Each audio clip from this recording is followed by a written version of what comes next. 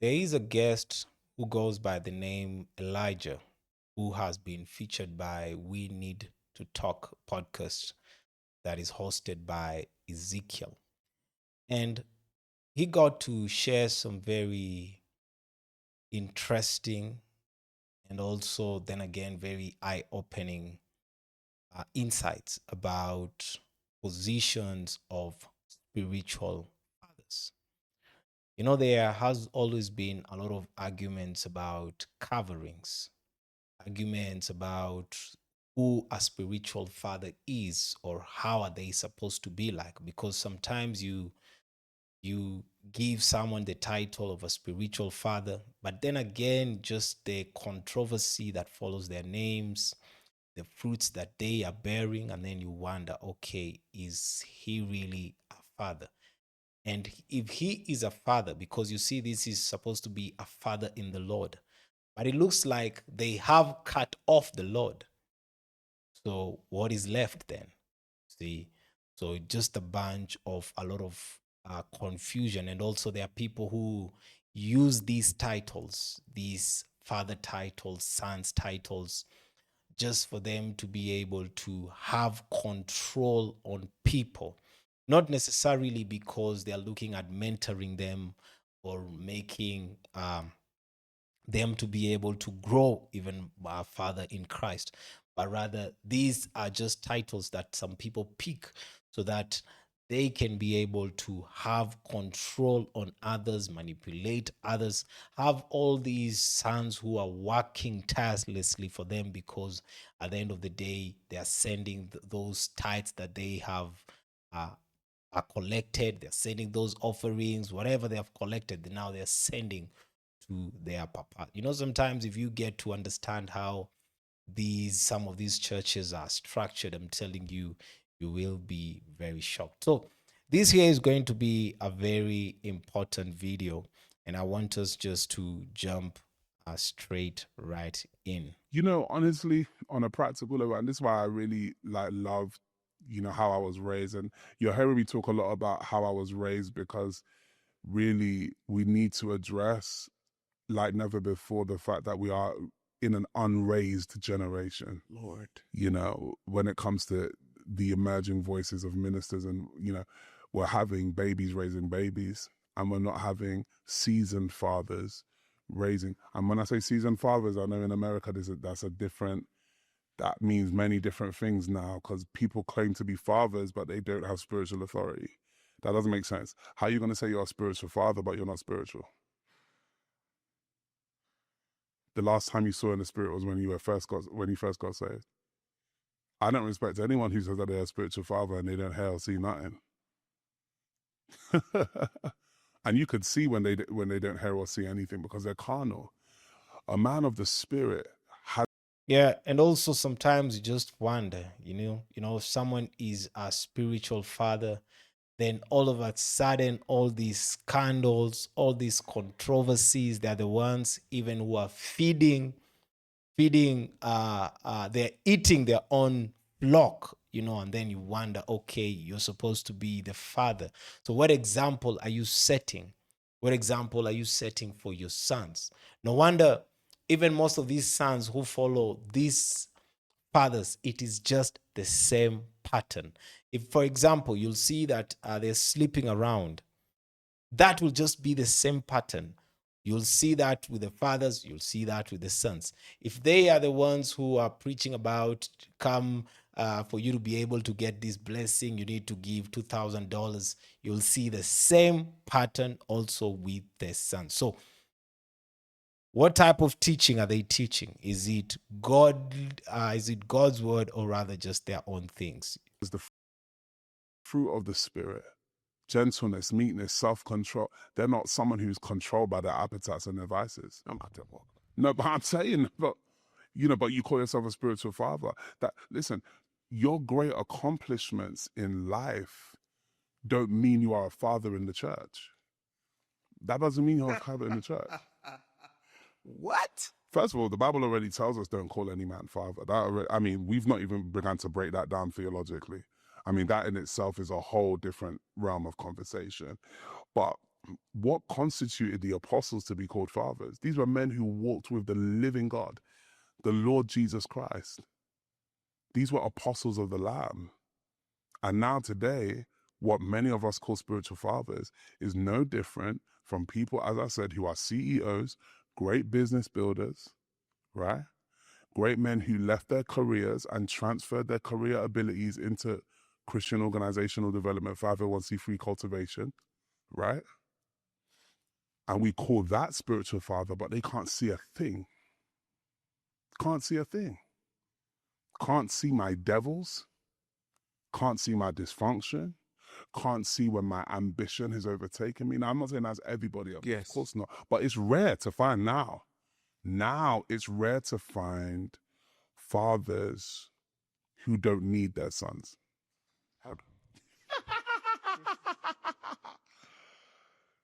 You know what I'm saying? Like fathers who don't need their sons for their clout. What do you mean by that, sir? There's a lot of people who really and truly, they build these networks, they build these organizations and these systems for their self-esteem. I got churches in India, I got churches in Pakistan, I got this one, I got this one, this is my son. But then the leader themselves is not that spiritual. Listen, if I call my father in the Lord just called me the other day. I was sitting down and I was asking God something, and I was in a conversation with someone else. He called me to answer what God had put in my heart that very second. That's a man who walks in the spirit. I was scared. I thought I was in trouble. He said, where are you right now? I said, I'm in the conference. He said, call me back tomorrow. So I said, no, let me call you right now because I need to understand. So I called him back. I said, am I in trouble? He says, like, oh, they always get scared when prophets call. And he started to prophesy. I began to weep because that's a man who walks with God. Do you know what I'm saying? Nearly 70 years old. Why is he calling me in my 30s to just give the word of the Lord internationally? You know what I'm saying? I don't trust men who be saying like they're fathers and stuff like that, but they're not really spiritual. They don't have authority in the spirit. They don't have a history with God, histories of encounters. Apostle Alfred will teach us as young people, as teenagers, will begin to sit us down and begin to talk about how he was raised in prayer, how he was mentored, how he was poured into, then how he began to encounter God, and how the Lord revealed to him his wife, and all of these things. Like, he would teach us his journey, which would give us a pattern growing up. Yeah, you see, and also because if you look at most of these patterns, how someone now decides that I want a certain prophet, just for example, to be my father. What most of the time the motivation behind it is not about based on spirituality, because maybe they have looked at this prophet or this pastor and they are amazed by the luxurious lifestyle that this person displays. They are amazed by the mega church that this person has. They are amazed by how this person dresses and is followed around by protocol. So they want to be associated with that, with just that, how do I call it? They just want to be associated with that. Not necessarily because they are looking at growth, spiritual growth, not that they are looking at mentorship in terms of how to conduct ministry, how to lead God's flock. That is not the reason. But most of the motivation is just about the material things. And this has really trapped a lot of different people, because you see, over time I have always been sharing on different exposés. I've been sharing about how different people who are part of ministries, even sons of ministries, came out and now they are speaking against that ministry and calling it out. Because when they went into it, what drew them was not really about the power of God. You see, even nowadays, you can find that there are people who are, for example, they have tattoos on their bodies, they have locks, they have all these things. And then now they're looking at a ministry. I'm like, okay, I've seen this preacher. He has locks. This preacher has tattoos. I think this preacher is the one who's supposed to be my father. You see that? It's not something that they prayed to God and God said, you know what, go here. Because maybe if they went to a different circle, God, or rather the person who's heading that circle, might be against some of these things that these people are practicing. But they look at it and look at, okay, this person looks more relatable to my kind of lifestyle or the kind of person I am, and they'll go there. And that is how a lot of people have actually entrapped themselves in places where they're not supposed to be at. Walking with God is a spiritual walk. It's a spiritual walk. So you require God's guidance for you to be accurately at the place that He wants you to be at. It is not a matter of you just checking what looks or appeals your eyes, because you can be entrapping yourself. You can be entrapping yourself when you move like that. You see what I'm saying? But now there's such a celebrity infestation in the church now, where we are more drawn to people who have a brand than we are to people who have power. Real power. Because sometimes people who have power, because they are under divine instruction, they won't have brands in certain places. So for example, my father in the Lord doesn't have a brand in America. He's not a known voice in America because that's not the jurisdiction God gave him. God gave him Europe and Africa. You understand? So he's not trying to build 50 million churches in America because that's what he can do. Destiny requires constraints. If you say that God has called you, I don't want to just hear what you do. I want to hear what you don't do. Let's go. You know what I'm saying? Let's go. Like there's places God has called me to, and there's places He has not called me to, and there has to be a limit. Whew. I love that. I was- Tell me what you're not permitted to do. Tell me, and not just what you're not permitted to do. That's bad. Come on. Tell me what you're not permitted to do. That's actually good. Come on. That's holy. Like, you know, it's not a bad thing to start a church in Atlanta. It's not a bad thing to start a church in Dallas. It's not a bad thing to start a church in New York.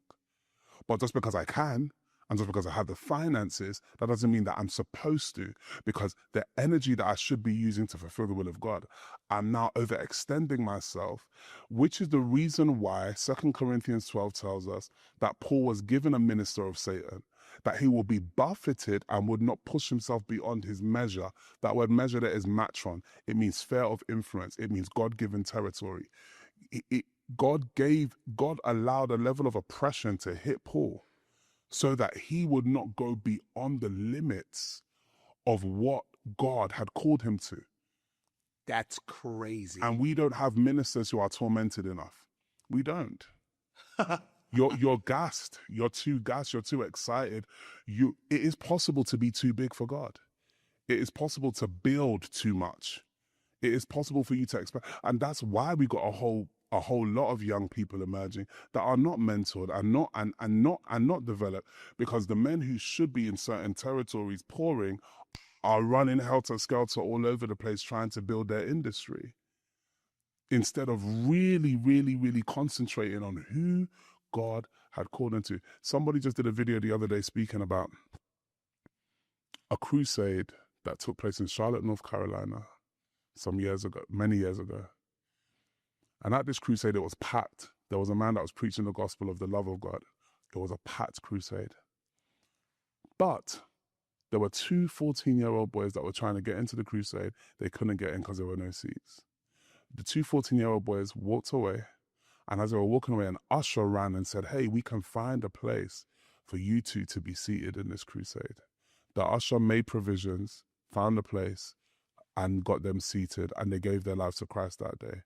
I've forgotten what the second name of the person was, but the first name of the 2 14-year-olds, the first name was Billy Graham.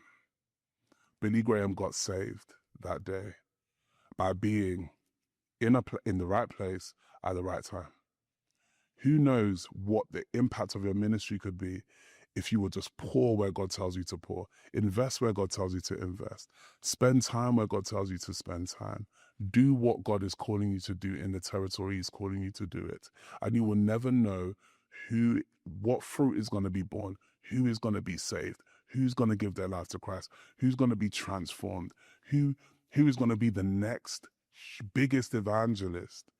Whilst you're busy trying to be the great one, you don't know who could be coming up behind you. I'm very sure Apostle Alfred didn't even realize nearly 20 years ago that all of that investment, all of that pouring he was doing was shaping an arrow that was going to hit America and hit other continents across the world that would still testify of his ministry and his.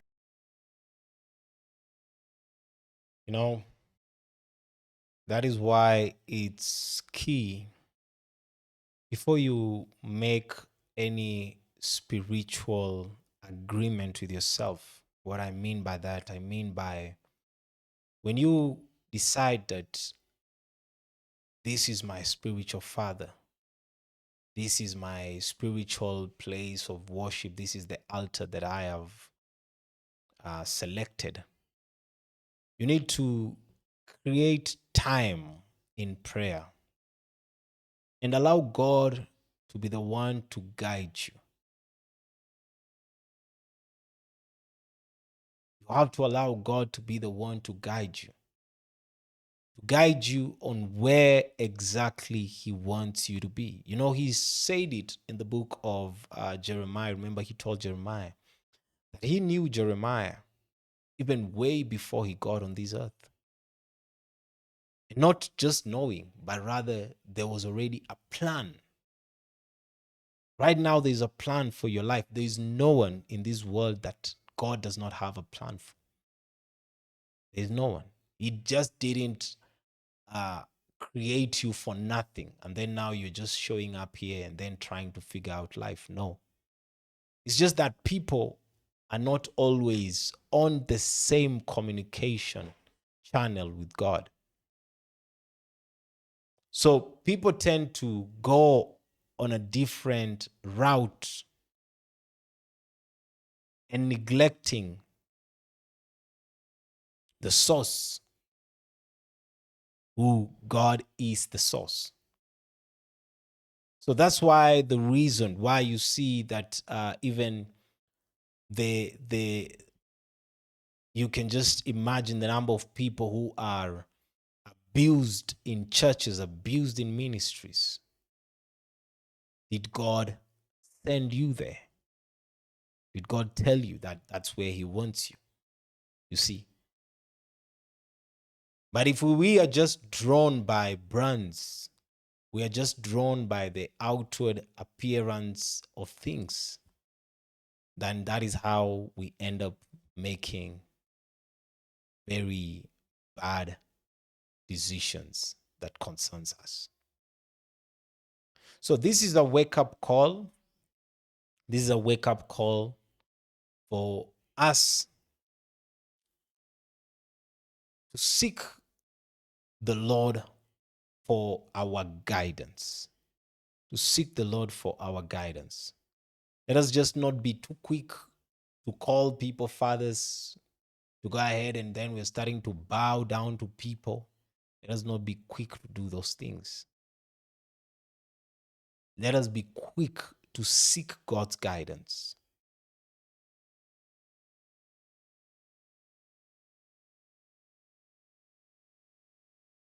So I'd like to hear what you think about this conversation concerning spiritual fathers, or rather fathers in the faith. I'd like to hear what you think about concerning this. So go ahead. The comment section is open, and I'll be glad to get to know what you think about it. Stay blessed.